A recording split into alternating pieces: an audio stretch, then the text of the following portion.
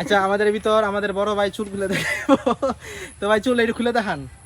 এই যে সুন্দরভাবে চুলটা লাগাইছে আমাদের এক বড় ভাই।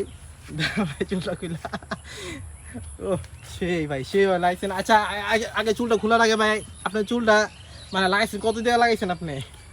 9,500 টাকা পড়ছে। 9,500 টাকা পড়ছে। জি 9,500 টাকা পড়ছে। আর 200 টাকা আমি বকশিস দিছি, 200 করে 400 টাকা বকশিস দিছি দুজনে। ও তাহলে তো ভালোই। আচ্ছা আপনার চুলটা একটু খুলে দেখান তো তাহলে দেখি। আচ্ছা দেখেন, আমাদের দ্বিতীয় বাংলাদেশের নায়ক